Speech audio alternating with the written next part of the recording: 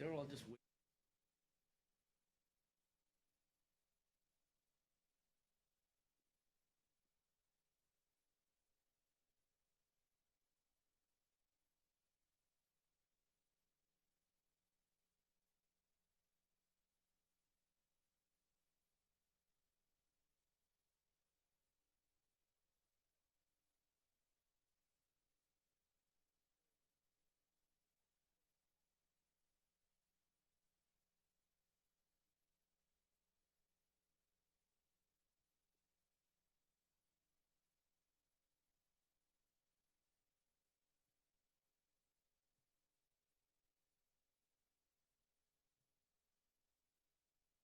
Dennis Troy time.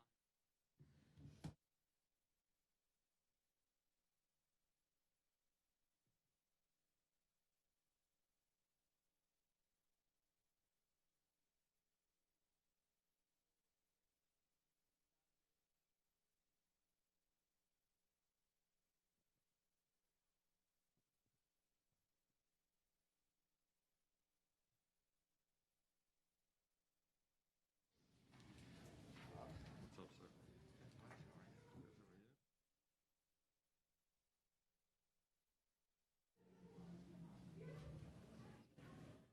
You know, the funny thing is,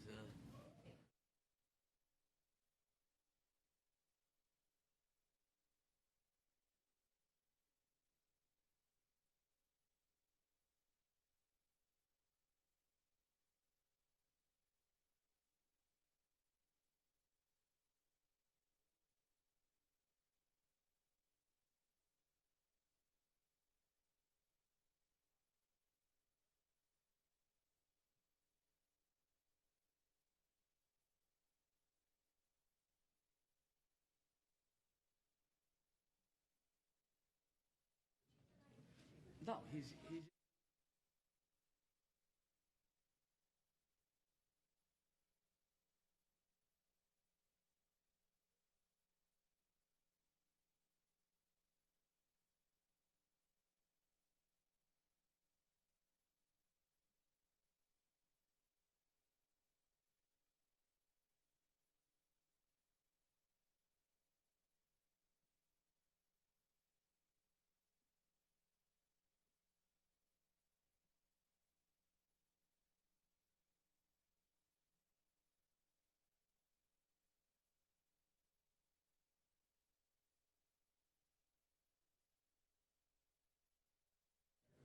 Isn't,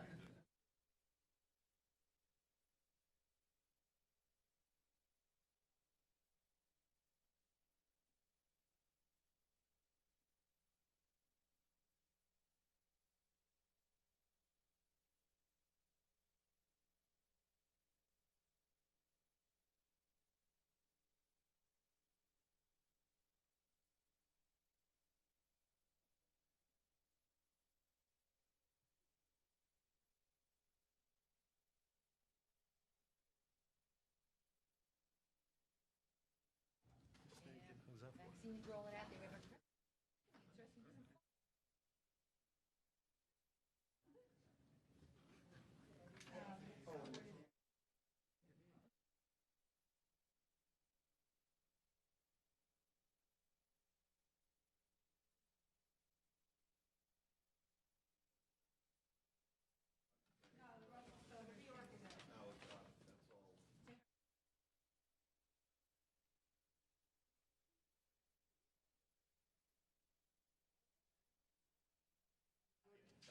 I was on the nice list.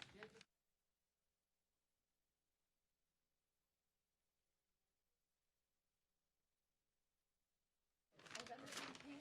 Okay.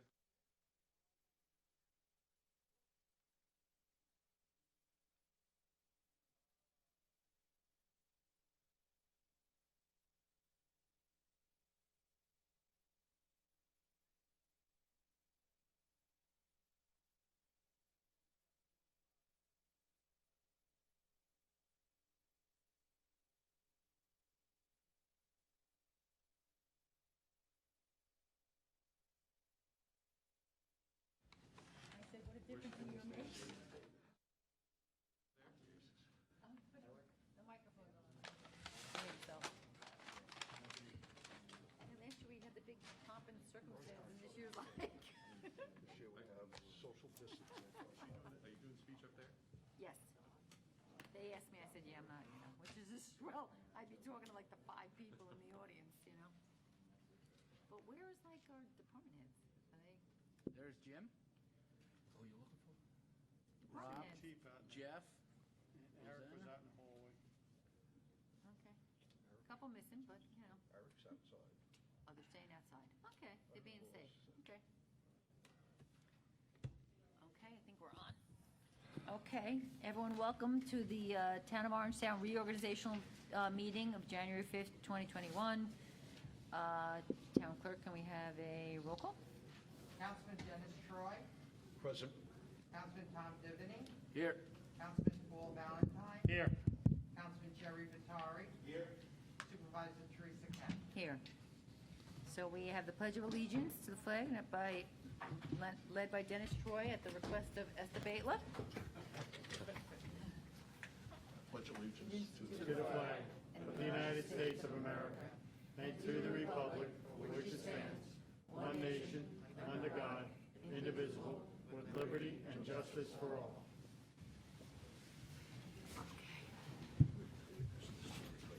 No, I'm sure. Can I take this off? Okay, thank you.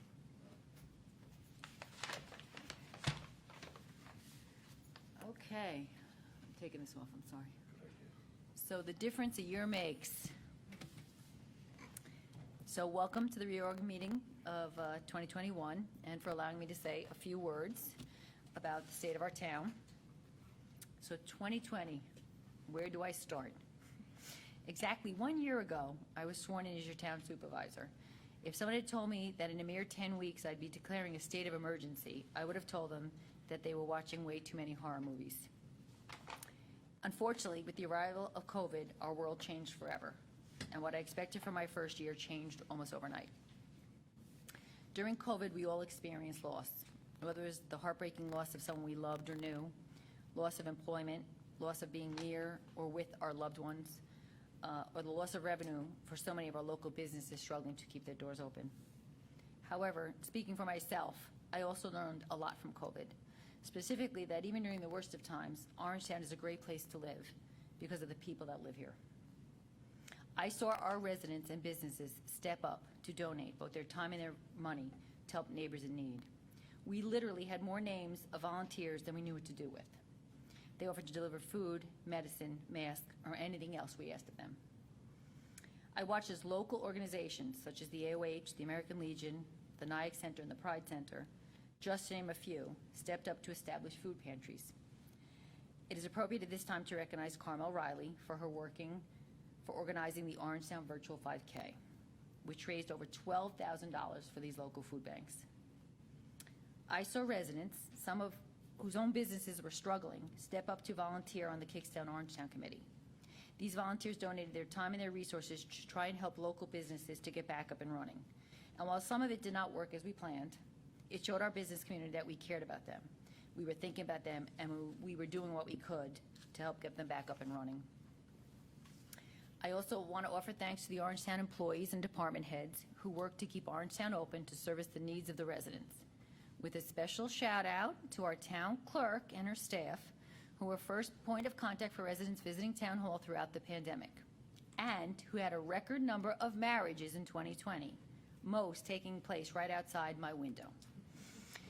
And thanks to the Orangetown Police, sewer plant operators, and other frontline workers who were not able to work from home or away from their work sites for keeping us safe and our sewers working.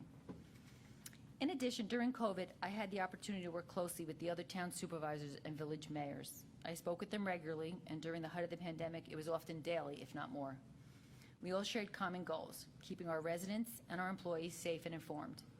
It meant a lot to me to know that I could reach out to any one of them and ask for advice at any time.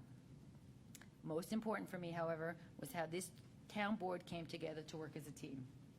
I am proud of the work that we did during COVID to keep both our employees and residents safe. To be sure, we did not always agree on everything, but we knew that each one of us was trying to do what we thought was best for our residents, our employees, and our families. So we worked together and found common ground. I am not shy about saying that I think we did an awesome job during COVID, including the work that we did on the budget. Faced with the budgetary crisis due to the pandemic, the town board made hard choices, but did what we needed to do to keep the budget under 2%. Lastly, I want to take this opportunity to acknowledge Pfizer Pharmaceuticals and say how exciting it was for me to have the first vaccine developed right here in Orangetown. I want to thank the volunteers that participated in the clinical trials and the Pfizer employees, some who are our very own Orangetown residents. Unfortunately, the horror movie known as 2020 that started with COVID in March did not end there. 2 months later, on May 25th, the death of George Floyd sparked civil unrest, protests, and rallies, and Governor Cuomo implemented Executive Order 203, which mandated all municipalities to perform a comprehensive review of its police policies and procedures and to submit a plan to the public in the state. Chief Donald Butterworth and myself formed a committee with a cross-section of our town to hold meetings and review our police policies. I want to take this opportunity to thank everyone who's working on the committee, including Councilman Dennis Troy and PBA President Nick Whalen, to tackle this very important mission. However, 2020 wasn't done with us yet. In early August, Tropical Storm Isaias swept through New York and unleashed tornadoes, high winds, and heavy rain that resulted in extended power outages, including to my own home, which was without power for 5 days. The town supervisors were besieged with phone calls from distressed residents and seniors. Afterward, we banded together and complained to Governor Cuomo about the less than satisfactory response from Orange and Rockland. We have made it a joint mission to ensure that Orange and Rockland does better by the residents of Rockland County, and from the response to the storm on Christmas Day, it appears that for now that our message was heard.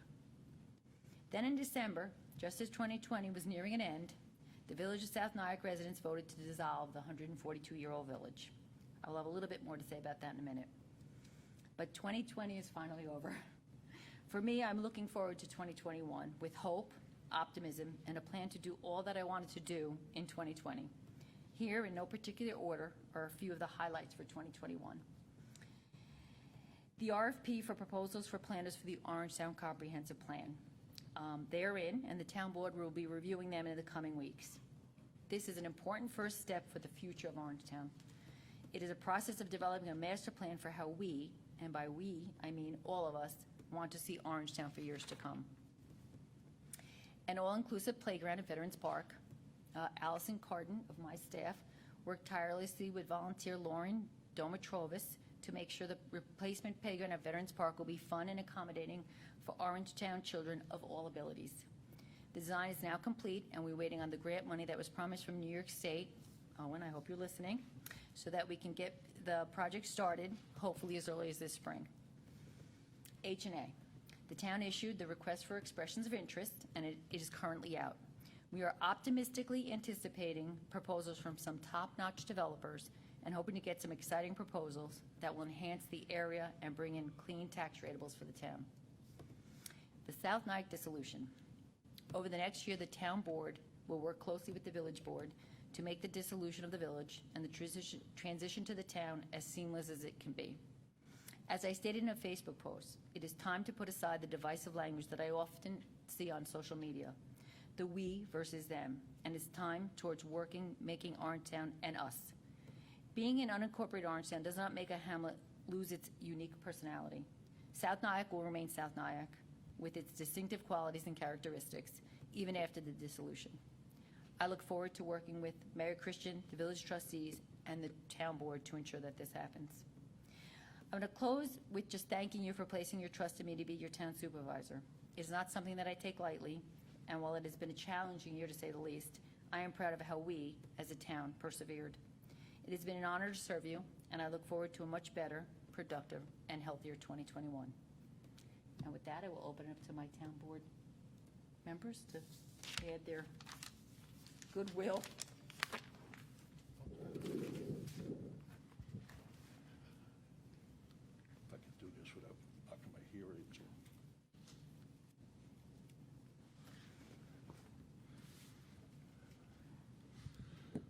First of all, I'm very happy to see 2020 behind us.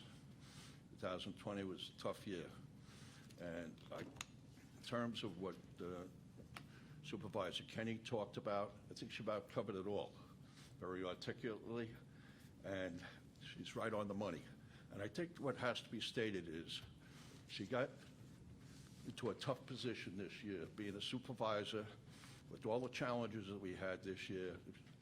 And I'd have to say this, Teresa Kenny did a terrific job, and I thank her for being the supervisor. I do. And I think the residents of the town should realize how important she is to keep us on the right track. So to everybody else out there, hopefully we have a healthier new year, and hopefully the vaccine starts rolling out a lot better than it's been in the last month, and it gets to some old people like us, myself. Hey, settle down. Where's the us coming from? Thank God there is a vaccine, and thank God for Yeah. Pfizer. Yeah. So that's all I have Thank to you, say. Dennis. Anybody? Yeah, I'll say something quickly. I would just like to echo what the supervisor said, and I have to tell you that she did an amazing job.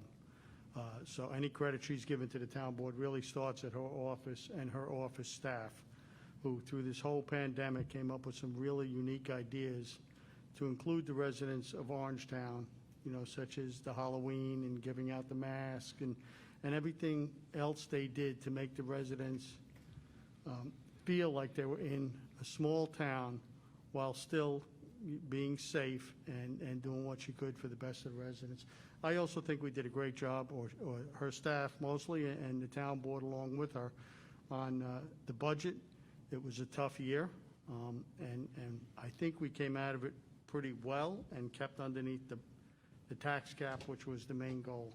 So I'm looking forward to 2021 and another year where Teresa can accomplish new things instead of dealing with emergencies like she has. Thank you. Tom? Jerry? I'm good. Sure. You're good? Jerry? Yeah, I'd have to agree with all that's been said. I was included in everything, and Teresa made me feel very good. I've known her for a long time, but there were many challenges this year, and I think that I'd like to think that we've done the best we could with them. And looking into this coming year, there is a lot of work to be done. So again, the vaccine gets out and we just move forward. But getting back to things that the town needs, and we'll go from there. But I have to thank Teresa for her work this year, and along with the rest of the staff, all the departments stepped up and I guess showed why we all like to live in Orangetown. Okay, that's it. Thank you. Thanks, Jerry. Okay, so on to the supervisor appointments. I am reappointing, I guess, Jeffrey Benchick as our finance director, Carmel Riley as the director of economic development and tourism, Allison Carden as my confidential assistant supervisor, and Mary Cardenas as the town historian. So thank you all for what you do. So we can move on. We have some agenda items. I don't know that we have to workshop this, but we have the first one is just an official we are actually doing 2 meetings tonight. Then we just vote on it. Yeah, you don't have to workshop We this. don't, Yeah, we okay. don't workshop. So we are doing another meeting after this with more kind of everyday business, but this is the reorg part of it, so. Okay, so the official undertaking for the elected and appointed officials, based upon the recommendation of Director of Finance, can I get a motion for item number 1? Moved. Tom Divany, second. Dennis Troy, all in favor? Aye. 2021 marriage officers, so the following individuals are all designated as marriage officers. Myself, Tom Divany, Paul Valentine, Jerry Batari, Dennis Troy, and Rosanna Sraga. Can I get a motion? Paul Valentine, second. Jerry Batari, all in favor? Aye. Number 3, the official newspaper for the town is designated as the Journal News and the Rockland County Times for additional notices that the board may determine necessary. Can I get a motion? Paul Valentine, second. Dennis Troy, all in favor? Aye. 2021 banking depositories. The following banks are designated as the banking depository for the town of Orangetown: JP Morgan Chase, Key Bank, Sterling National, and Connect One. Can I get a motion? Moved. Tom Divany, second. Dennis Troy, all in favor? The 2021 banking depositories for the collection of taxes is JP Morgan Chase and Sterling National. Can I get a motion? Paul Valentine, second. Jerry Bottari, all in favor? Aye.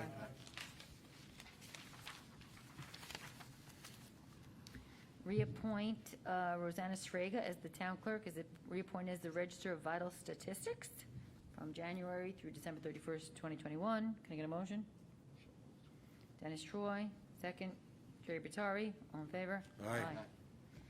Reappoint Records Management Officer, again, Rosanna Srega is a reappointed Records Management Officer. Get a motion by Paul Valentine, second by Tom Divany, all in favor? Aye. Reappoint Records Access Officer, department heads, well, the department heads is, as the, I guess for FOIL and stuff. Can I get a motion? Dennis Troy? Second, Jerry Bottari, all in favor? Aye. Reappoint Teresa Setapew and Rima Del Vecchio as the Deputy Registrars of Vital Statistics for the year 2021. Motion by Tom Divity, second by Paul Valentine, all in favor? Aye. Reappoint Joseph Thomason, First Deputy Town Clerk, Collector 2021. Oh, they jumped in there. So Tom Divany moved, Paul Valentine seconded, all in favor? Aye. Adopt a travel and conference policy. Can I get a motion? Jerry Bottari, second. Dennis Troy, all in favor? Aye.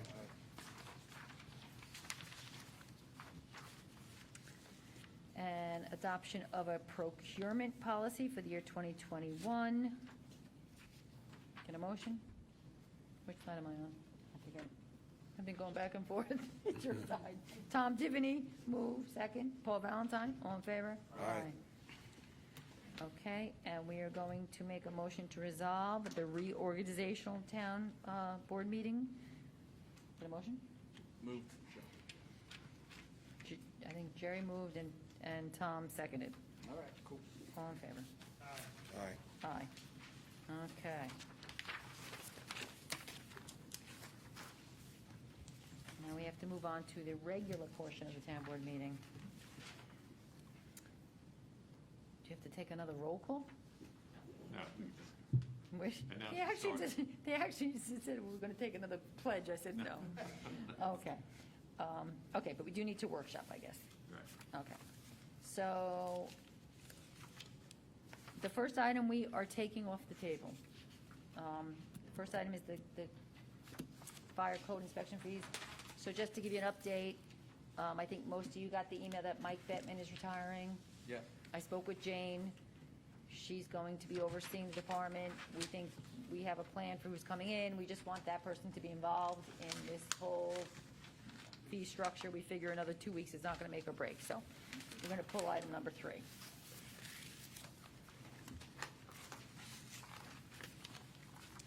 Item number 4, just so everyone's on the same page, this is for 2020. This was an agreement that was never ratified, was never even presented to us until 2020. So this is actually for last year, approving it and paying the county, and then the plan is to move on to the Hudson Valley Humane Society once we have an agreement in place. So this is for last year. That's what happens when you're dealing with the county. What Number, happens if we just said no? That's for this year. well, we could. I know that only Clarkstown's the only one who's paid them so far. That's a discussion we can certainly, That's a discussion we can have. that's right. You can't hear? I said. Yeah. Basically, the agreement we're approving is with Rockland County for services for, through Shahitor for our animal control. They didn't submit the contract for approval until the end of the year. So we're technically approving it for last year. Tom's point is, what if we don't approve it? Well, my point would be, Right. did we get $39,000 worth of services from High Tour? Like, how much money did we actually, how much services did they provide us? Did they provide us $40,000? Well, that's one of the reasons why we're not Renewing with them. But they So did why don't we provide, determine how much money they actually, or how much services they provided us before we pay them anything? well, go ahead. I mean, the services they provided were, I don't know, Like we 4 had dogs. 10 or 12 dogs this year. It Not wasn't even, a not lot. even, nowhere near. So Yeah. they didn't really give us any services this year. So just to put it in perspective, this has been around for a while. No, I get it, but I think the plan originally, and Tom, I'm not disagreeing with you, I stepped into this, but the plan was originally that every town was agreeing to these dollars amount with the intent to build a new facility. It's not Facility, happening. yes. It keeps failing inspections, we keep getting notices, we're not getting the services. I just, at this point, I mean, this is the same amount as last year, 2019, it's the same as 2020. However, that's why we're moving, because the amount they're charging us is ridiculous for the services that the town is receiving. I would like to know before, I don't want to vote on this tonight. I want to find out what they Okay. provided us and what they provided us the last 5 years to give us an idea. okay. What are we getting charged? $6,000 per dog? Well, it's a flat fee. It's a, We do, but this, Don't have the discussion. No. don't. here's what we're saying is, this number was based on the fact that a lot of the money that this number was based on was building a shelter, And they haven't done it. and they haven't done it. So the And- money, and the we're reality setting is- them money that's not going towards the building of a shelter. It's going to something else. Whatever that else is, we don't know. So why should we keep giving money to something else when we don't even know what it is? I That's don't- my point. I'm just gonna add that, I don't believe that the fees from the county to the towns are based on per cat, per dog. I believe it's based on per capita, how it splits out, Ramapo, Clarkstown, Orangetown, et cetera. Whether right, wrong, or indifferent. I support what Teresa is doing in terms of switching it over for 2021. I was told by the county exec that he is moving forward with the building of the new facility for High Tour. But I think when I was on the legislature over 20 years ago, they talked about that, so. it's even worse I'll than that. believe it when I see It's it. even worse than that. So we are legally charged with taking care of this. So every time High Tour fails an inspection, which is regularly, we get notices, like the other towns. We're not alone in the problem we're having. So we will be ultimately responsible if the state finally says, we don't care that you're gonna contract with the county and they're not doing their job, it's on you. So all of the towns are looking to do something different. We've been fortunate enough that the Humane Society is willing to work with us. They will charge us on a per dog basis. So we will, A, save money, and I took a tour of the facility, and it's wonderful. I mean, it's wonderful. So, again, what we do it last year, I mean, again, I don't know what agreements were made with previous administrations. Yeah, I don't mind pulling it for tonight, but, we will have, there are some obligations here. This is ratifying the agreement, whether we lived up to the agreement, they lived up to their part, we lived up to ours, or we're required to pay it. I'm not prepared to answer it tonight, but I know I'll certainly discuss with Denise Sullivan, who's been very involved with this and very involved with helping to get us out of this, if you will, to a new provider, which will be very good for the town. Rob, I have no problem paying for what services have been provided. The question is, what services have been provided? And, we've been working on this for 6-7 years. Back in the day, we were talking about maybe putting the shelter at RPC, so. I'm telling you right now that Ramapo and the other towns are looking at forming doing their own thing, and it just, again, for us, whether it's fortunate or not, we don't have enough animals so that Hudson Valley Humane Society is willing to take us on, because they're not willing to take on some of the other towns because their numbers are, whatever. So whether it's temporary, permanent, but again, we're not alone in our I mean, there's been accusations of misappropriation of funds. There's all sorts of stuff going on in High Tour that I just, at this point, it makes sense to do what's best for us and. Okay. Right, that's a separate issue, but I'm saying, Right. yeah, I'm okay with putting it over so that Right. we can Okay, look so into we'll put whether it or over and not we'll we're get obligated. Tom whatever answers he needs or whatever. Right. Okay, number 5, accept the resignation of Deputy Town Supervisor Mike Lawler, who has moved on to bigger and better things. Number 6, approve the retainer agreement with Hodges, Walsh, and Burke in connection with the federal litigation. I don't know if anybody has questions. I know you can certainly ask. No? Okay. The drop-off center permit fee increase, resolve that per the 2021 budget. The annual fee for the drop-off center is going to be $50, effective January 2021. There's no charge for the first fee. Anyone wants to go in, it's free, but if you want to do it on a regular basis, you have to get a permit. Approve the RFP for the sidewalk saw cutting Always Safe sidewalks. This is a highway contract. And Jimmy's here if anybody has questions. Approve the RFP for the installation of fire suppression in the, I did this the other day. This is in the highway department, right, Jim? Yep, okay.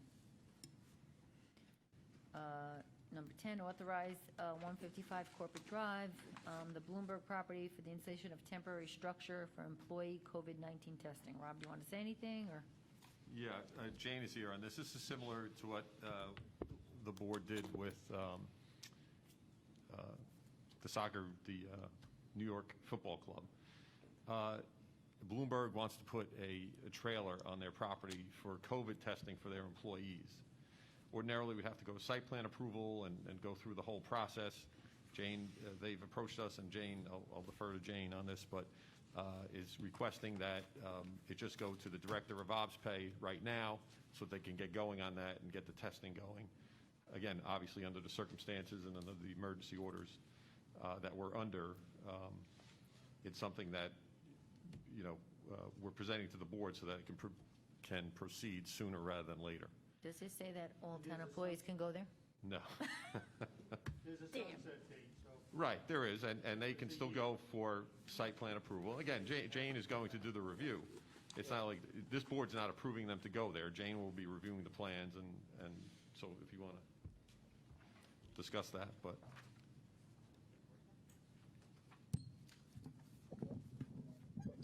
Okay, so, yeah, Bloomberg did approach me about putting the trailer in. In a 24-hour period, they would be testing approximately 60 employees, and that would be the max of the testing. No outside testing. It would only be for their employees.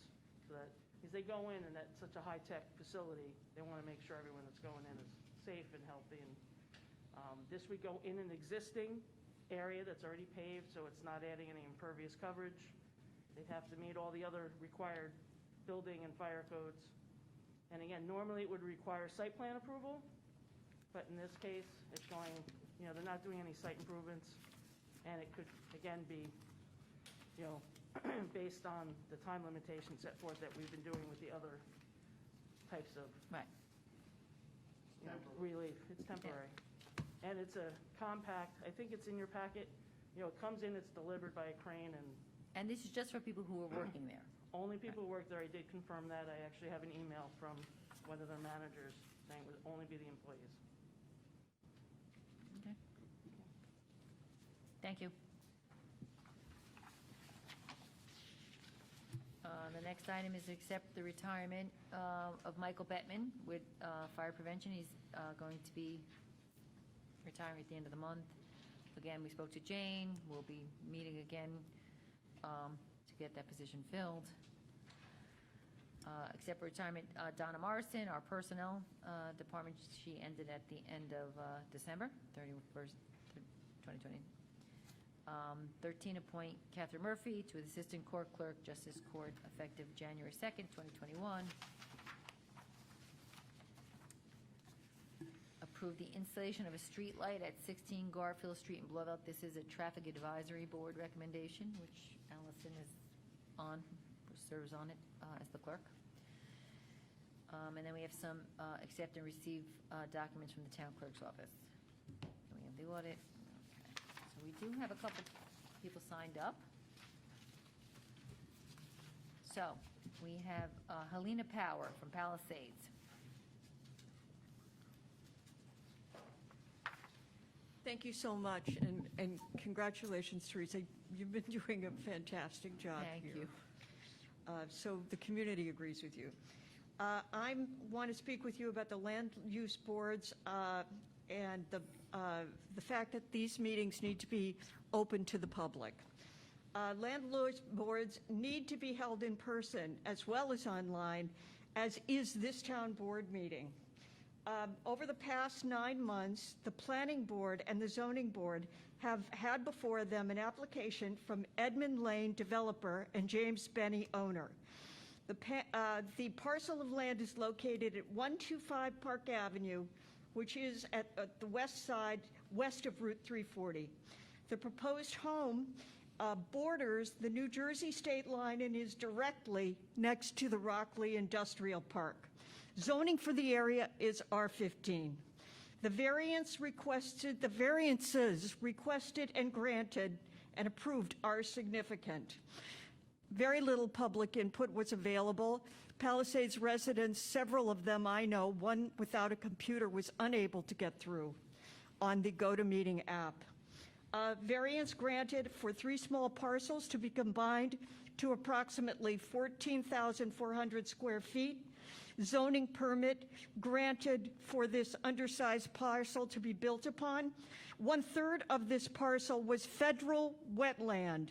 However, the parcel was deregulated using a nationwide permit obtained through the Army Corps of Engineers by the developer without the knowledge or the public input of any of the neighbors. The sewer line is at capacity going to New Jersey. Therefore, it must be rerouted to New York.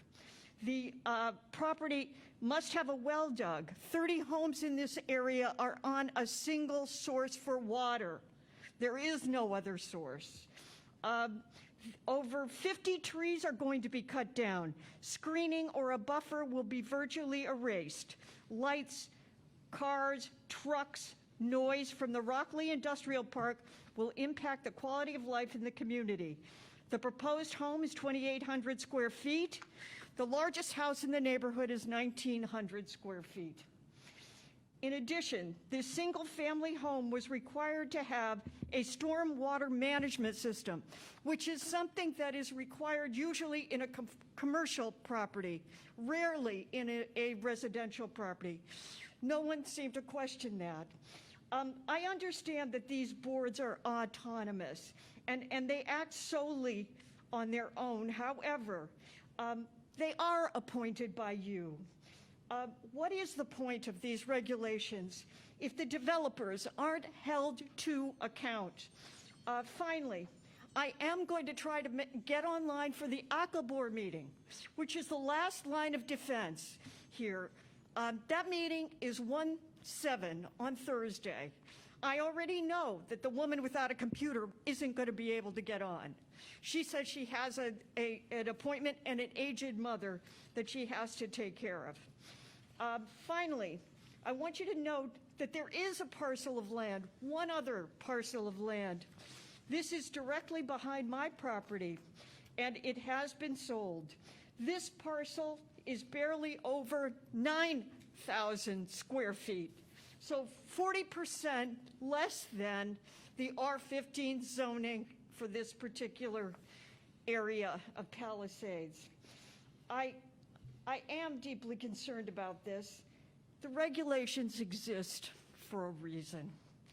I implore the town board to recognize this critical importance and engage in public input and discourse and hold your boards to account so that individuals like me aren't abandoned here, feeling abandoned here as we move through this process in this hopefully successful master comprehensive plan for our town. Thank you. Thank you. Mike Mandel?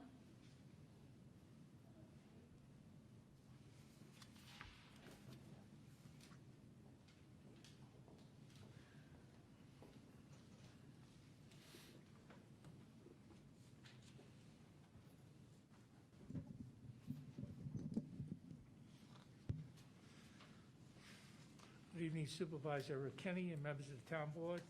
My name is Michael Mandel, a resident of Pearl River.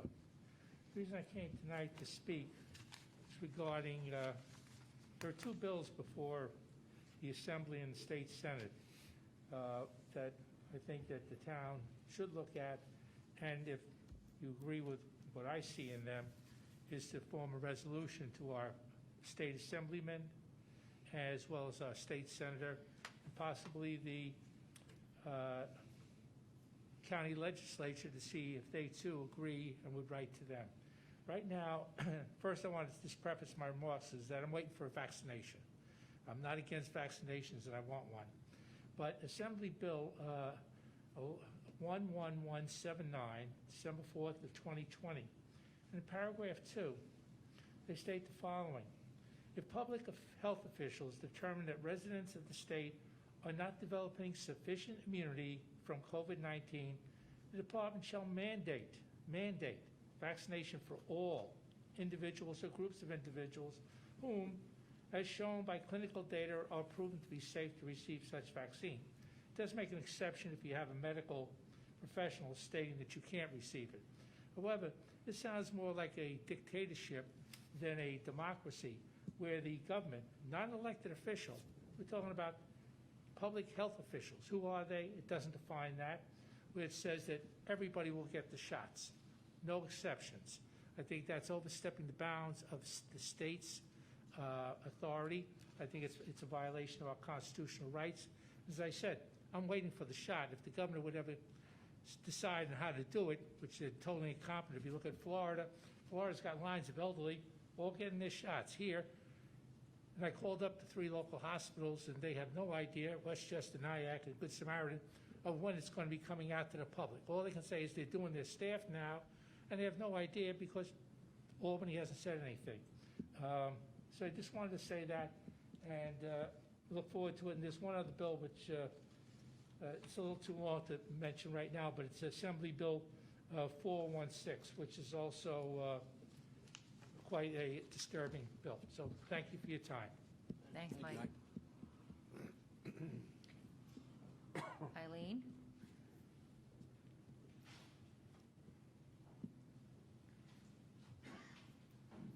My second love is animals and dogs and cats and strays and stuff like that, so I worry about them.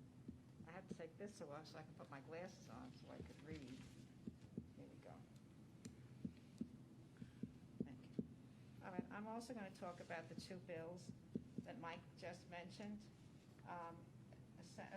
Assembly Bill 416 has to do with to amend the public health in relation to the removal of cases, contacts, and carriers of communicable diseases who are potentially dangerous to the public health.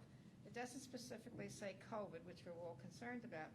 So I'm wondering, does this mean that if a large group of people or an individual comes down with chickenpox, measles, mumps, AIDS, they're all communicable diseases?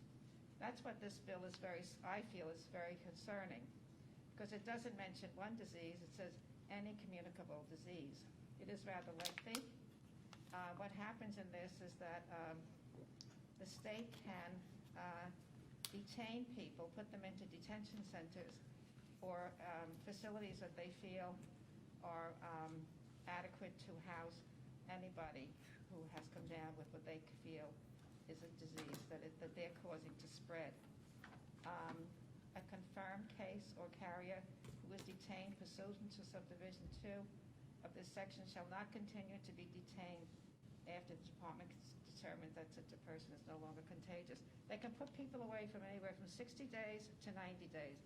That individual has to go through all kinds of commissioners to be released and back into their home environment.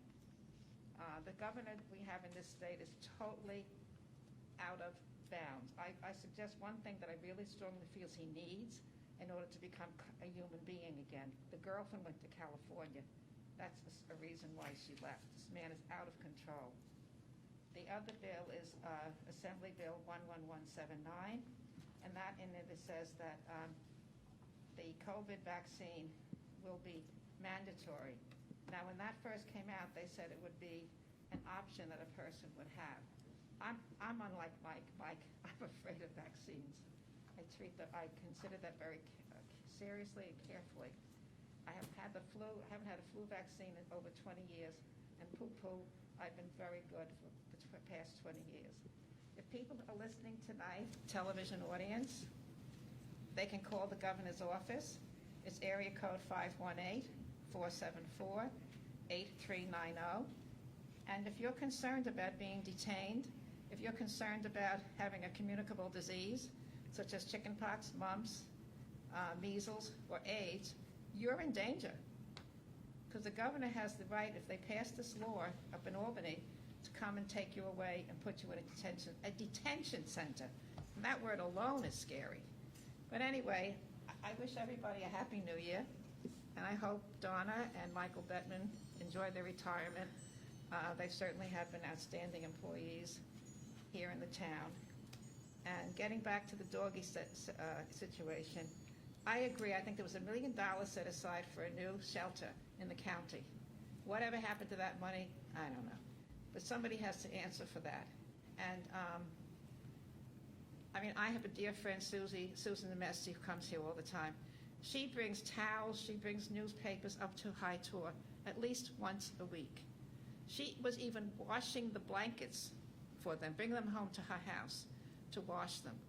There are people in this county and town who want this new shelter to be built for the sake of the animals. I mean, they're the innocent ones here. People abandon them, they don't have them spayed, they whatever. But anyway, if there's another solution to all of this, fine. Let's get it out there, air it out to the public, because there's many people in this county that go up there to High Tour. I've gotten 2 dogs from up there, and we rescue dogs, ones we have. And there's people in the county who go up there and walk the dogs all the time. There is a community out there that feel for these animals that have been, abandoned and don't have some of them are there for a couple of years, and it's very sad. If I could, I would have a dog. I would have a home where I could shelter some of these animals, but I have one that doesn't like other dogs at the moment. So anyway, everybody, good health, good memories, and thank you. Thanks, Eileen. Anyone else? Okay. Anybody else want to speak that has not had a chance to speak? All right, motion to close. Motion to close the public portion. Tom Divany, second. Dennis Troy, all in favor? Aye. Okay, so 3's adjourned, 4's adjourned. You want to talk? Yeah. Go ahead. Wow. I think it's rather ironic that people are concerned about an assembly law about detaining people if they have communicable diseases. New York State, with its alleged criminal justice reform, can't even keep people in jail, or don't even put them in jail. If you follow the news every night, you have a revolving door in New York City where the same criminals are in and out doing the same thing, mugging people, hitting people, bats, and whatever. So I'm not concerned about anything the Assembly does, because it's a totally ineffective organization. In terms of making the vaccine mandatory, I think that's ironic also, coming out of Albany, because during the months prior to the vaccine being available, there were people publicly, elected officials, who said they would not take the vaccine because it was a Trump vaccine. They would wait until somebody else said it was okay. I think that because of all the negativism in 2020, that's one of the reasons that so many people are reluctant to take the vaccine. To make it mandatory, I don't even know how effective that's going to be. Right now, they have vaccine, they can't even get it out. And you have Mayor de Blasio and Governor Cuomo pointing in different directions. They got to get their acts together here. We got to take care of our healthcare workers. We got to take care of the essential people. You got to take care of, they talked about people over 75. Eventually, Mike, they'll get to you and I and some of the other people, but they got to get their act together. Instead of just passing meaningless legislation. I think it's a disgrace in Albany. And I hope Mike Lawler can make an impact up there. That's all. Okay. Okay, we're accepting the resignation of Mike Lawler as the Deputy Town Supervisor. I guess I can make that motion. Second? Yeah, I'll second. It's kind of two, I don't know. Okay. It doesn't. It doesn't matter. Who, do you ever use, what do you got? You got Paul Valentine? Okay. All in favor? Aye. I'm just gonna add that I wish Mike Lawler the best. He's gonna be a big loss here, but I've already warned him when I call him that he better answer the phone, or I will bring him down. I will tell everybody that I actually made him, he didn't make me, but anyway. So I wish Mike the best, anyway. He's already changed his phone number. He did. For all of us, we're all gonna be like, you can't get him. We're like, okay. Okay. Number 6, approve the retainer agreement with Hodges, Walsh, and Burke in connection with federal litigation. Motion? Moved. Tom Divany, second. Dennis Troy, all in favor? Aye. Drop-off center permit fee increase pursuant to the 2021 budget. The annual fee of the drop-off center will be $50, effective January 1, 2021. Can I get a motion? I'll make it. KMK made it. Jerry. Jerry Batari, second. All in favor? Aye. Approve the RFP for the sidewalk saw cutting to Always Safe Sidewalks. Can I get a motion? Paul Valentine, second. Second. Tom Divany, all in favor? Aye. Approve the RFP for the installation of fire suppression system to Alpha Fire Suppression Systems, Inc. Jerry. Yeah, I'll make it. Jerry then Dennis. Jerry made it. Dennis seconded it. All in favor? Aye. He's telling me who's making the motion. Okay, authorize 155 Corporate Drive, LLC, the Bloomberg property for the installation of a temporary structure for employee COVID-19 testing. Paul and Tom. Paul Valentine, Tom Divany, second. All in favor? Aye. Accept the retirement of Michael Bettman from fire prevention effective January 30, 2021. So moved. Okay, Dennis Troy, second. Jerry Batari, all in favor? Aye. Accept with retirement Donna Morrison from the Personnel Department effective December 31st, 2020. Tom, Paul. Tom Divany, move. Paul Valentine, second. All in favor? Aye. Appoint Catherine Murphy, Assistant Court Clerk in the Justice Court effective January 2nd, 2021. Move. Dennis Troy, second. Jerry Batari, all in favor? Aye. Approve the installation of a street light at 16 Garfield Street in Blauvelt. Your motion? Paul. Paul Valentine, Tom Divany. second. Tom Divany, all in favor? Aye. Okay, we have to accept, receive, and file documents from the town clerk's office as shown there. Can I get a motion? So moved. Yep. Dennis Troy, second. Jerry Batari, all in favor? Aye. And Vouchers. pay vouchers.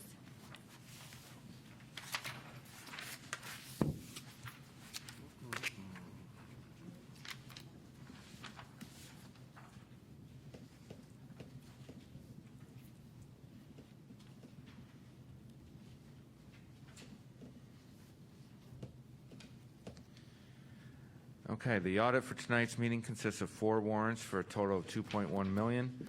The first warrant had 220 vouchers for $228,000 and was for Medicare reimbursements. Second warrant had 12 vouchers for $89,000 and was for utilities. The third warrant had 193 vouchers for $1.1 million, items of interest. Number 2, Bertuzzi's, $59,000 for new HVAC units at the Highway Department. Number 4, Dell Marketing, $19,000 for IT equipment. Number 6, Hydro Pneumatic Sales, $14,000 for sewer pump replacement. Number 9, New York State Unemployment Insurance, $47,000 for unemployment insurance.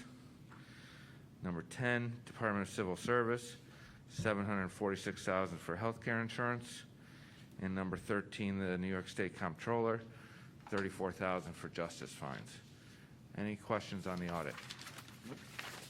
Nope. No. Okay. Okay, so we are going to be entering. Take a motion on it. Motion on the audit. Motion on the audit. I make a motion. Second. Paul Valentine, Tom Divany, all in favor? Okay. We're going to be entering executive session to discuss personnel-related matters and the proposed acquisition, sale, lease of real property when it might affect the value. We do have one adjournment tonight for Elizabeth Van Wynen. She's a resident of Pearl River and mother to Orangetown Town employee Elizabeth McConaughey. You want to say anything? Yeah, Liz Van Wynen had a doctorate in nursing. She was in the healthcare field for over 30 years. And I know on different trips I was on, when my kids got hurt, she was the first one. As I was yelling at the kids to get off the ground, she's going over and telling them they had a broken leg. Another case, they were very sick. Liz Van Wynen just helped everybody in the community. Just a terrific, terrific lady. And she was, Christmas Eve, she died of a heart attack in the hospital that she was in for COVID. So it was very unexpected, but it's part of 2020. We lost some very, very good people because of a dangerous disease. Thanks. Before we close, I just want to mention we are going to be posting on our website and on social media. We do have some positions open. All you guys have the paperwork for some boards and committees, so anybody that's interested to keep an eye out for it, they can submit resumes or applications for it to be considered. So on that note, we are going to adjourn in memory of Liz Van Wynen and enter executive session. Can I get a motion? Taking motions all the time, I don't know anymore. Okay, Dennis Troy, second. Tom Divany, all in favor? Aye. Okay, too many motions.